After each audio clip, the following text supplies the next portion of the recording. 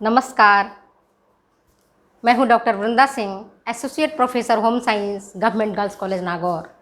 आज मैं आपको WBC और इम्यूनिटी सिस्टम, इम्यून सिस्टम क्या है और WBC उसमें क्या पार्टिसिपेट करता है, इसके बारे में जानकारी प्रदान करूंगी। मेरे दोस्तों, पिछले वीडियो में मैंने आपको बताया था कि हमारा ब्लड, रक्त निरंतर प्रवाहित होता रहता है। हमारे शरीर में 4 से 5 लीटर तक रक्त रहता है और वो रक्त बिना थके, बिना रुके निरंतर प्रवाहित होता रहता है और उसमें होती है WBC, श्वेत रक्त कणिकाएं और लाल रक्त कणिकाएं, जिसका मैंने वीडियो बना दिया है, आप उसे देख सकते हैं। और WBC जो श्वेत रक्त कणिकाएं हैं, यही आपका इम्यूनिटी सिस्टम को बरकरार रखता है, बढ़ावा देता है, बनाए रखता है, क्योंकि इसमें जो कोशिकाएं होती है WBC की श्वेत रक्त कणिकाएं, वो जब भी कोई बाहरी जीव आता है, कोई टॉक्सिन्स आता है या कोई जीवाणु विषाणु आता है, कोई रोगाणु आता है, तो उसको घेर करके मारने का प्रयास करता है और उसे मार देता है। तो WBC हमारा क्या करता है? इम्यूनिटी सिस्टम को बढ़ाने का काम करता है, जिसके कारण हम स्वस्थ रहते हैं और रोग हमसे दूर रहता है। इसी संदर्भ में मैंने पिछले वीडियो में आपको बताया था कि WBC को 2 प्रकारों में बांटा गया है। किस आधार पर? साइटोप्लाज्मिक में कणिकाओं के आधार पर, कणों के आधार पर। साइटोप्लाज्म में जो ग्रेन्यूल्स होते हैं उसके आधार पर इसको 2 पार्टों में बांटा गया था। एक कहलाता था ग्रेनुलोसाइट और दूसरा था ए ग्रेनुलोसाइट। ए ग्रेनुलोसाइट को, जिसको हम नॉन ग्रेनुलोसाइट भी बोलते हैं, नॉन ग्रेनुलर ल्यूकोसाइट्स भी इसको कहा जाता है। तो आज हम इसी के बारे में चर्चा करेंगे, ए ग्रेनुलोसाइट के बारे में, क्योंकि इसके जो साइटोप्लाज्म होते हैं, जो WBC के इन कोशिकाओं के जो साइटोप्लाज्म होते हैं, उसमें कोई कण नहीं होता है, कोई ग्रेन्यूल्स नहीं होता है और ये आकार में सबसे बड़े होते हैं। आकार इनका कितना होता है? 12 से 20 माइक्रोमीटर इनकी आकार होती है। और रक्त में जो WBC है, इसमें इसकी परसेंटेज होती है 25 से 50%। कितना रहता है ये? 25 से 50% तक ये WBC में इनकी कोशिकाएं होती हैं। किनकी? ग्रेनुलोसाइट की। ग्रेनुलोसाइट ये इम्यूनिटी सिस्टम कैसे बनाता है? इसके इम्यूनिटी सिस्टम में लिम्फ टिश्यू, लिम्फ नोड और फेगोसाइट कोशिकाएं ऑफ रेटिकुलो एंडोथेलियल सेल्स होती हैं, मैक्रोफेज। इसकी कोशिकाएं, WBC की जो कोशिकाएं होती हैं, वो भक्षणकारी होती हैं। जैसे भी कोई बाहरी जीवाणु विषाणु आता है, वो चट से उनको खा जाती हैं, घेर के मार डालती हैं और फिर ये बॉडी को सुरक्षा प्रदान करती हैं, रोगों से उनको बचाती हैं। तो अगर आप देखोगे, आपको समझ में आ गया इम्यूनिटी सिस्टम क्या है, प्रतिरोधी तंत्र क्या है। प्रतिरोधी तंत्र वो तंत्र है जो हमें रोगों से सुरक्षा प्रदान करता है और इसमें कौन कौन से भाग लेते हैं? लिम्फ टिश्यू, लसीकीय ऊतक, लिम्फ नोड्स और रेटिकुलो एंडोथेलियल कोशिकाओं के फेगोसाइटिक सेल्स, ये उसमें पार्टिसिपेट करते हैं। अब ये देखोगे कि जो ए ग्रेन्युलर कोशिकाएं होती हैं, ये 2 प्रकार की होती हैं। एक होती है मोनोसाइट, दूसरा होता है लिम्फोसाइट। समझ आ गई बात? कितनी प्रकार की हैं? 2 प्रकार की होती हैं, मोनोसाइट और दूसरा होता है लिम्फोसाइट। और जो मैंने पहले बताया था पिछले वीडियो में कि ग्रेनुलोसाइट के विकास के विभिन्न चरणों को, जितने चरण होते हैं, तो उनकी जो सीरीज होती है, जो क्रम होते हैं, उनको हम कहते हैं माइलॉइड सीरीज। ये एग्जाम में आ सकता है कि ग्रेनुलोसाइट कोशिकाओं के विकास चरण को क्या कहा जाता है। साथ के साथ मैं एक क्वेश्चन भी पूछ रही हूं और इसका आंसर भी बता रही हूं। तो देखिए, ग्रेनुलोसाइट के विकास चरण की प्रक्रिया को माइलॉइड सीरीज कहते हैं और मोनोसाइट, ये कोशिकाएं जो हम अभी आपको पढ़ा रहे हैं, इसके विकास के चरण प्रक्रिया को मोनोसाइट मैक्रोफेज सीरीज कहा जाता है। क्या कहा जाता है? Monocyte macrophage series. क्योंकि आप जानते हो WBC की जो भी कोशिकाएं हैं सब में फैगोसाइटिक नेचर होता है, सब में भक्षणकारी गुण होता है, जो बाहर से आए हुए जीवाणुओं को, विषाणुओं को या रोगाणुओं को या जो भी प्रोटोजोआ हैं और जो हमारी बॉडी को हार्म पहुंचाने की कोशिश करते हैं या हार्म पहुंचाते हैं, उनके लिए ये भिड़ जाता है, लड़ाई कर लेता है, सुरक्षा तंत्र का काम करता है और हमारी बॉडी को और हमारे शरीर को रोगों से बचाता है और हम स्वस्थ रह पाते हैं। तो मोनोसाइट की कोशिकाएं की जो निर्माण प्रक्रिया है वो कहलाती है मोनोसाइट मैक्रोफेज सीरीज। क्या कहलाती है? Monocyte macrophage series. और मोनोसाइट की जो कोशिकाएं हैं वो कहाँ से बनती हैं, कहाँ से इनका निर्माण होता है? तो आपको पहले भी बताया था, रेड बोन मैरो, लाल अस्थि मज्जा। तो लाल अस्थि मज्जा से मोनोसाइट की जो कोशिकाएं निकलती हैं इसको हम टिश्यू मैक्रोफेज, और ये जो कोशिकाएं हैं टिश्यू मैक्रोफेज सिस्टम का निर्माण करती हैं। क्या करती हैं? उत्तक भक्षणकारी तंत्र, इसको आप हिंदी में बोलोगे उत्तक भक्षणकारी, जो खा जाती हैं और ये तंत्र का निर्माण करती हैं और ये इम्यूनिटी सिस्टम को बनाने का एक बहुत बड़ा काम करती हैं, इंपॉर्टेंट वर्क करती हैं। और ये देखिए, अभी आपसे एक प्रश्न पूछा जाए कि जब हमें कोई इन्फेक्शन हो जाता है, वायरल इन्फेक्शन आ जाता है, या अभी देखो कोरोना वायरस के कारण इन्फेक्शन हो जाता है, तो बुखार क्यों आता है? क्यों बुखार आता है? कोई भी इन्फेक्शन हो जाता है तो बुखार क्यों हो जाता है? और दूसरा, जहाँ आप सूजन वाला स्थान देखते हो वो स्थान क्यों गर्म होता है? वहाँ पर वो क्यों, वहाँ देखते हो उस स्थान पर आपको अन्य अंगों की तुलना में वो ज़्यादा गर्म होता है। तो आपका आंसर आप ढूंढो, मैंने बताया हुआ है। और फिर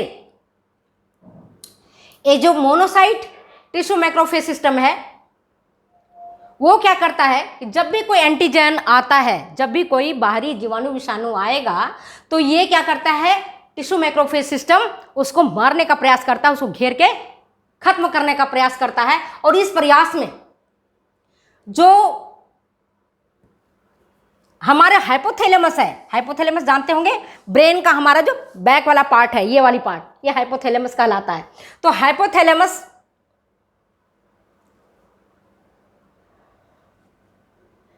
में को उत्तेजित कर देता है, इंटरल्यूकिन्स हार्मोन का सिक्रेशन करता है, इंटरल्यूकिन्स का सिक्रेशन करता है, और इसके कारण आपकी बॉडी टेम्परेचर बढ़ जाता है, आपको बुखार आ जाता है ना।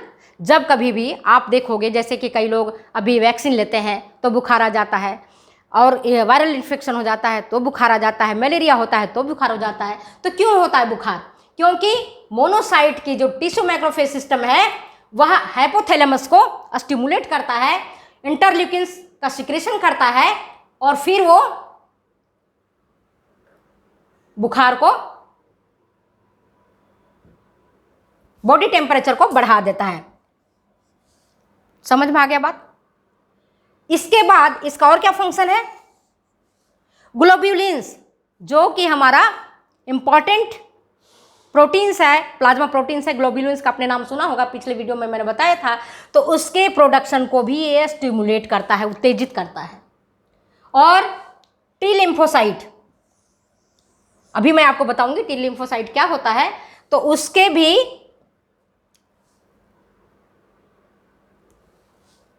उसको भी ये स्टिमुलेट करता है और उसके उत्पादन को बढ़ा देता है। टी लिम्फोसाइट के किसको बढ़ाया? ये ग्लोब्यूलिन्स के प्रोडक्शन को बढ़ा देता है, टी लिम्फोसाइट के प्रोडक्शन को बढ़ा देता है, इंटरल्यूकिन्स को सिक्रेशन करता है, जिसके कारण आपकी बॉडी टेम्परेचर बढ़ जाती है जब कभी भी कोई इन्फेक्शन होता है तो। और इसका सबसे बड़ा काम जो अभी तक आपने नहीं देखा होगा, तो ये क्या करता है, अगर क्वेश्चन आपको ये आया कि WBC की कौन सी कोशिकाएं मलेरिया के पैरासाइट को निगल जाती हैं। क्वेश्चन ध्यान से सुनिए, कौन सा मलेरिया के पैरासाइट को निगलने वाली कोशिकाएं हैं? WBC की कौन सी कोशिकाएं हैं जो मलेरियल पैरासाइट को निगल जाती हैं? जैसे plasmodium vivax, plasmodium ovale, plasmodium malariae, plasmodium falciparum. तो ये है, तो जो मलेरिया के जो भी आपके पैरासाइट हैं जो मलेरिया को काउज कर रहे हैं, जो कारण हैं, उनको ये मोनोसाइट कोशिकाएं ही उनको निगल जाती हैं, उनको खत्म कर देती हैं। तो WBC का एक बहुत बड़ा काम जो है सो मोनोसाइट कर रहा है। अब ये देखते हैं, अगर ब्लड में मोनोसाइटोसिस की, ब्लड में मोनोसाइट कोशिकाओं की संख्या 800 पर मिलीमीटर क्यूब से ज़्यादा हो जाता है तो ये स्थितियां कहलाती है मोनोसाइटोसिस। क्या कहलाती है? कि स्थितियां मोनोसाइटोसिस कहलाती हैं। जब मोनोसाइट की जितनी संख्या होना चाहिए 25 से 50% ही होना चाहिए टोटल में से, अगर लेकिन ये 800 पर मिलीमीटर क्यूब से ज़्यादा हो जाती हैं तो ये मोनोसाइटोसिस कहलाती हैं। अभी तक मैंने बताया था आपको थ्रोम्बोपायोसिस, ल्यूकोपायोसिस, इरिथ्रोपायोसिस, लेकिन यहाँ पर मोनोसाइटोसिस कहलाता है। वो दोनों में अंतर है, तो कंफ्यूज नहीं होना। और किस स्थिति में मोनोसाइटोसिस हो जाता है? जब किसी व्यक्ति को क्षय रोग हो जाए, टीबी हो जाता है, वायरल अगर किसी को इन्फेक्शन हो गया, जैसे कोरोना वायरस के कारण इन्फेक्शन है, या वायरल संक्रमण हो गया, सर्दी जुकाम बुखार आ गया, उस समय मोनोसाइटोसिस की संख्या सामान्य से अधिक हो जाती है। और ग्लैंडुलर फीवर, ग्रंथिल बुखार आने पर भी इनकी संख्या ज़्यादा बढ़ जाती है। और इसके उल्टा देखो आप, अगर मोनोसाइट्स की संख्या 500 मिलीमीटर पर क्यूब से कम होता है तो उसको हम मोनोसाइटोपेनिया कहते हैं। क्या कहते हैं इसको? मोनोसाइटोपेनिया। कम वाले को पीनिया कहेंगे और ज़्यादा वाले को टोसिस कहेंगे। मोनोसाइटोसिस, मोनोसाइटोपेनिया। और ये कब होता है? ये स्थिति कब होती है मोनोसाइटोपेनिया? जब रेड बोन मैरो की कोशिकाएं, रेड बोन मैरो की जो स्टेम कोशिकाएं हैं, अगर वो इमेच्योर होती हैं, अपरिपक्व होती हैं, तो वहां से इन कोशिकाओं का निर्माण ठीक प्रकार से नहीं हो पाता है, रास्ते में टूट फूट जाती हैं, तो उनको मोनोसाइटोपेनिया कहते हैं। और कब होता है? इमेच्योर बोन मैरो की स्थिति में, जिसको हम हाइपोप्लास्टिक बोन मैरो भी कहते हैं। ठीक है, आपको समझ में आ गया कि मोनोसाइटोसिस क्या है?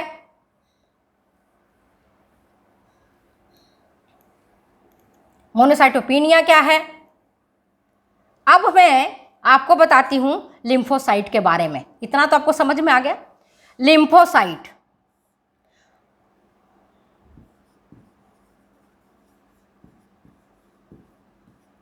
ये ग्रेनुलर, जो मैंने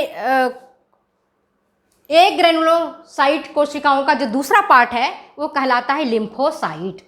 लिम्फोसाइट भी होता है दो प्रकार का, एक होता है T और दूसरा होता है B लिम्फोसाइट। ये इनका भी निर्माण कहाँ से होगा? इनका भी निर्माण होता है कहाँ से? रेड बोन मैरो से, लाल अस्थि मज्जा से। यहां से ये निकल करके आता है ब्लड स्ट्रीम में। कहाँ आता है ये? खून की धारा में, ब्लड स्ट्रीम में। और फिर ब्लड स्ट्रीम से ये कहाँ पहुंच जाता है? ये पहुंच जाता है आपका कहाँ पहुंचेगा? लिम्फ टिश्यू में, लसिकीय उत्तक में, लिम्फ टिश्यू में पहुंचेगा। और कहाँ पहुंचेगा ये? लिम्फ नोड में। और कहाँ पहुंचेगा ये? स्प्लीन में। और फिर पहुंचता है ये इंटेस्टाइनल ग्लैंड्स में। और ये मिलकर के बनाता है इम्यून सिस्टम। हमारी जो इम्यून सिस्टम है, WBC की जो लिम्फोसाइट कोशिकाएं होती हैं, तो ब्लड स्ट्रीम में पहुंचती हैं और वहां से करके पहुंच जाती हैं लिम्फ टिश्यू में, जिसको हम लसिकीय उत्तक बोलते हैं,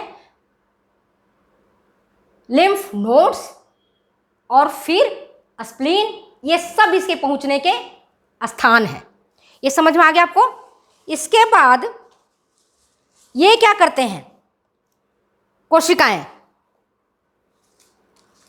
ये कोशिकाएं क्या करेंगे लिम्फोसाइट की, बी लिम्फोसाइट की जो कोशिकाएं होती है, टी लिम्फोसाइट की जो भी मैंने आपकी बात बताए हैं कि दो प्रकार की कोशिकाएं होती हैं, एक होता है टी और दूसरा होता है बी। तो जो लिम्फोसाइट की कोशिकाएं जैसे भी देखता है कि कोई रोगाणु या जीवाणु या विषाणु कोई भी आ गया, तो ये क्या करती है, झट से ही लिम्फोसाइट कोशिकाएं पहुंचती हैं और इसको घेरने का प्रयास करती हैं, जो बाहरी बैक्टीरिया वगैरह जीवाणु वगैरह जो भी आया है या कोरोना वायरस आया है, तो लिम्फोसाइट की कोशिकाएं वहां पहुंच जाएंगी और पहुंच करके इसको घेरने का प्रयास करेंगी, मारने का प्रयास करेंगी। और वहां जाने के बाद लिम्फोसाइट कोशिकाएं दो भाग में डिवाइड हो जाती हैं, ऐसे दो भाग में बट जाती हैं। और बटने के बाद एक कोशिकाएं हो जाती हैं इफेक्टर सेल कहलाती हैं, और दूसरा जो होती है मेमोरी सेल कहलाती है। क्या कहलाती है, मेमोरी सेल। तो इफेक्टर सेल जो होती हैं, ये जो प्रभावी कोशिकाएं होती हैं, ये क्या कहती हैं, इसको मारती हैं, सब मिल करके इनको घेरने का प्रयास करती है कि तुम तो लड़ो और मैं यहां पर दूसरी कोशिकाएं बनाता हूं। क्योंकि अगर मारने की स्थिति में जब जीवाणु या विषाणु आया हुआ है तो ये भी तो लड़ाई कर रहा है, इनके साथ लड़ रहा है ना। तो इस केस में लिम्फोसाइट कोशिकाएं भी तो मर रही हैं, मोनोसाइट कोशिकाएं भी तो मर रही हैं। तो इनको क्या करता है कि भाई तुम तो पहुंचो वहां पर मारने के लिए, जीवाणुओं विषाणुओं को घेर के मारो। और दूसरा जो पार्ट बढ़ता है वो कहता है मैं नए नए कोशिकाओं को बना करके आपके पास भेजता हूं। तो क्या करती दूसरी कोशिकाएं जो होती हैं इसकी, जो मेमोरी स्मृति कोशिकाएं कहलाती हैं, मेमोरी सेल्स होती हैं, वह क्या करती हैं कि सेल डिवीजन के द्वारा कोशिका विभाजन में लग जाती हैं और फिर नई नई कोशिकाओं को, नई नई लिम्फोसाइट्स का निर्माण करती हैं और इस प्रकार से जीवाणुओं विषाणुओं को घेर करके मारने का प्रयास करती हैं। इतनी समझ में आया। अगर अच्छा इसमें भी क्या है, लिम्फोसाइट की भी रचना अगर देखोगे तो ये दो प्रकार के होते हैं, एक होता है आपका लार्ज और दूसरा होता है स्मॉल।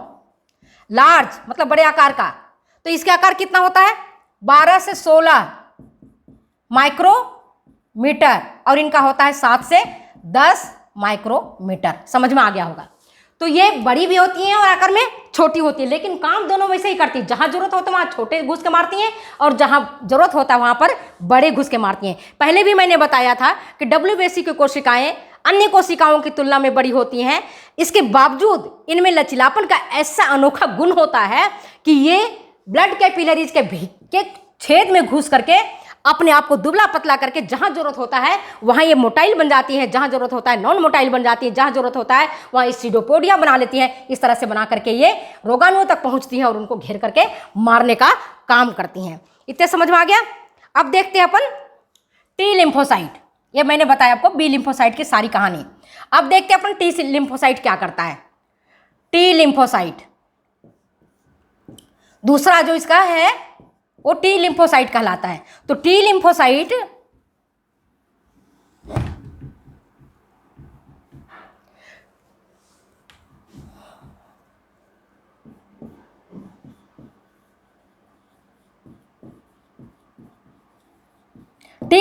ये भी कहां से निकलेंगी, सबका निकलने का है रेड बोन मैरो।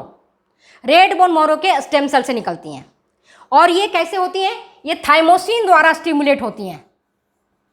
थाइमोसिन द्वारा स्टिमुलेट होती हैं। जब थाइमोसिन को देखती हैं तो ये उसके द्वारा स्टिमुलेट होती हैं। और फिर ये भी इनका भी वही काम है कि जब भी कोई भी बाहरी जीवाणु विषाणु आता है तो ये एक्टिवेट हो जाती, संवेदनशील हो जाती हैं और ये भी मारने का काम करती हैं। तो किस स्थिति में ज़्यादा संवेदनशील होती हैं, किस स्थिति में सक्रिय हो जाती हैं, जब बैक्टीरियल इन्फेक्शन होता है, जब कोई भी जीवाणु हमारे ऊपर इन्फेक्शन हो जाता है, जैसे आपका टीबी का जीवाणु है या आपके स्मॉल पॉक्स का विषाणु है या आपके चिकन पॉक्स का विषाणु है, मिजल्स का विषाणु है, अगर कोई भी जीवाणु या विषाणु या फंगल कभी भी हमारी बॉडी में एंटर करता है तो ये जो टी लिम्फोसाइट है वो फटाफट सक्रिय हो जाता है, संवेदनशील हो जाता है और उनको घेर करके मारने का प्रयास करता है। इवन जब टिश्यू ट्रांसप्लांटेशन होता है तो उस स्थिति में भी टी लिम्फोसाइट की संख्या बढ़ जाती है। कई बार फूलों के पराग की स्थिति में भी इनकी संख्या बढ़ जाती है। तो टी लिम्फोसाइट को आपने देखा कि ये इम्यून सिस्टम का बहुत बड़ा ये जो काम करती हैं, एक भूमिका अदा करती हैं इम्यून सिस्टम में। अच्छा, अभी क्या काम करती हैं, इनका काम देखो टी लिम्फोसाइट का, घेर करके मारने का तो काम करती है। तो इनसे 3 प्रकार का स्रावन होता है। पहला होता है लिम्फोकाइंस, लिम्फोकाइंस होता है स्रावन। ये क्या करती हैं, ये क्या करती हैं, जो भी मैक्रोफेजेज कोशिकाएं हैं उनको अपनी ओर आकर्षित करती हैं, उनको बुलाती है, भैया आ जाओ, मारना है, दुश्मन आया हुआ है। ये क्या करता है, लिम्फोकाइंस जो निकलता है एक स्रावन, लिम्फोसाइट एक प्रकार का स्राव छोड़ता है, मैक्रोफेजेज कोशिकाओं को अपनी ओर आकर्षित करता है, बुलाता है कि भाई आ जाओ, दुश्मन आया हुआ, उनको मारना है, जीवाणु आया है, विषाणु आया, उनको खत्म करना है। दूसरा होता है लिम्फोटॉक्सिन्स, ये दूसरा स्रावन करती हैं लिम्फोटॉक्सिन्स का। लिम्फोटॉक्सिन्स ये क्या करता है, लिम्फोटॉक्सिन्स, ये लिम्फोटॉक्सिन्स जो बाहरी जीवाणु विषाणु आया, जिसने विष को छोड़ा है, जहर छोड़ा है, हमारी बॉडी को डैमेज कर रहा है और डैमेज करने के लिए जहर छोड़ा है, उसको ये निष्क्रिय कर देता है, खत्म कर देता है, डिस्ट्रॉय कर देता है। टॉक्सिन जहर को, इस प्रभाव को खत्म कर देता है। और जो तीसरा करता है वो इंटरफेरोन्स, तीसरा स्रावन करता है वो कहलाता है इंटरफेरोन्स। ये इंटरफेरोन्स क्या करेगा कि जो जीवाणु विषाणु आते हैं वो भी क्या करते हैं, वंश वृद्धि करते हैं, और वंश वृद्धि करके के सेल डिवीजन के द्वारा लाखों, हजारों, सैकड़ों से लेकर के लाखों, करोड़ों की संख्या में पनप जाते हैं। 1 किया, 2 डिवीजन हुआ, 3 डिवीजन हुआ, 4 हुआ, 5 हुआ, 6 हुआ, और इस तरह से मल्टीप्लाई करते करते करते करते करोड़ों की संख्या में पहुंच जाती है, हमारी बॉडी को डैमेज करती हैं। तो जो आपके देखा आपने इंटरफेरोन्स है, ये इंटरफेरोन्स इनकी ग्रोथ को रोक देता है, इनकी बस वंश वृद्धि को करने नहीं देता है। तो आपने देख लिया कि किस तरह से हमारा ये वर्क कर रहा है। और बी लिम्फोसाइट्स जो हमारा है वो क्या करता है, बी लिम्फोसाइट्स का जो फंक्शन है वो मैं एक बार वापस दोहरा देती हूं। एक एंटीजन का निर्माण करता है। ये एंटीजन को मारने के लिए ये एंटीबॉडी जिसमें मुख्य रूप से गामा ग्लोब्यूलिन होता है, उसका ये निर्माण करता है। एंटीबॉडी का, एंटीबॉडी क्या करेगा, सब मिल करके उनको खत्म करेगा, तो एंटीबॉडी हुआ। और दूसरा इसका क्या काम है, एंटीजेंस, जो भी एंटीजेंस है, जो भी छोड़ रहा है विष को, है ना, उनके विष को, ये प्रभाव को ये खत्म कर देता है। तो इस प्रकार से हमने टी लिम्फोसाइट, बी लिम्फोसाइट पढ़ा। और अब देखा WBC की संख्या किन किन स्थितियों में बढ़ जाती है और क्यों बढ़ती है। अगर मैं पूछूं कि गर्भावस्था में WBC की संख्या क्यों बढ़ जाती है, या नवजात शिशु में WBC की संख्या क्यों बढ़ जाती है, तो आप इनका प्रश्न का उत्तर मैंने आपको दे दिया है। क्यों बढ़ती है, कितनी संख्या तक बढ़ती है, आप इस वीडियो को देखें और उसका उत्तर दें। तो ना, इन्फेंट्स में, छोटे शिशुओं में WBC की ज़्यादा संख्या होती है। जब आप कोई हार्ड एक्सरसाइज करते हो तो ज़्यादा होती है। प्रेग्नेंट मदर में ज़्यादा होती है। अगर मेंटल स्ट्रेस होता है तो ज़्यादा होती है। अगर आप फूड इंटेक करते हो, बहुत ज़्यादा खाना खा लेते हो, कहीं भी जाते हो खाना खा लेते हो, उस स्थिति में भी WBC बढ़ जाता है। क्यों बढ़ता है, ये जवाब आपको देना है। फिर लो टेम्परेचर, अगर आप पहाड़ी इलाके में हो या पहाड़ पर जा रहे हो जहाँ तापक्रम बहुत कम है, जैसे हमारे कश्मीर में हमारे रहते हैं, वहाँ के नागरिक रहते हैं, या हमारे सैनिक रहते हैं ठंड प्रदेशों में, तो वहाँ पर भी WBC की संख्या ज़्यादा होती है। जल जाने पर ज़्यादा हो जाती है, ब्लीडिंग होने पर ज़्यादा ज़्यादा हो जाती है संख्या, पीव बनने की स्थिति में भी संख्या ज़्यादा हो जाती है। इसके बाद एक होता है ल्यूकोपीनिया। ल्यूकोपीनिया किसको कहते हैं, अब आपको समझ में आ गया। पीनिया मतलब क्या होता है, कमी होना। किसकी कमी होना, ल्यूको किसको कहते हैं, WBC को, है ना।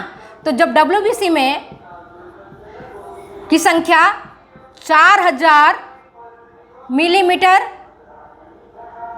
क्यू से कम हो जाता है ना, तब क्या होता है, ल्यूकोपीनिया की स्थिति उत्पन्न हो जाती है। और ल्यूकोपीनिया कब होता है, जब आप अच्छे प्रकार से खाना नहीं खाते हो, मालनरिश न्यूट्रिशन की स्थिति में, पैरासाइट इन्फेक्शन की स्थिति में, टाइफाइड की स्थिति में, और बोन मैरो जब ठीक प्रकार से उनकी कोशिकाएं डेवलप नहीं होती हैं तब हो जाती हैं। टाइफाइड की स्थिति में हो जाता है। याद रखिए ल्यूकोपीनिया कब होगा, टाइफाइड होने पर, पैराटाइफाइड होने पर, माल न्यूट्रिशन होने पर, बोन मैरो की एप्लाजिया की स्थिति में, जब, और इस प्रकार से आपने देखा कि हमारा ये फंक्शन करता है। तो आज मैंने आपको ब्लड के बारे में पूरा डिटेल्स बता दिया, WBC और RBC। अगर आपको ये वीडियो अच्छी लगती है तो प्लीज़ शेयर करें, कमेंट करें, सब्सक्राइब करें और दूसरों लोगों को बताएं, जिससे कि अन्य लोगों को भी फ़ायदा हो। Thank you. फिर मिलते हैं अगले वीडियो में, अगले एपिसोड के साथ। नमस्कार।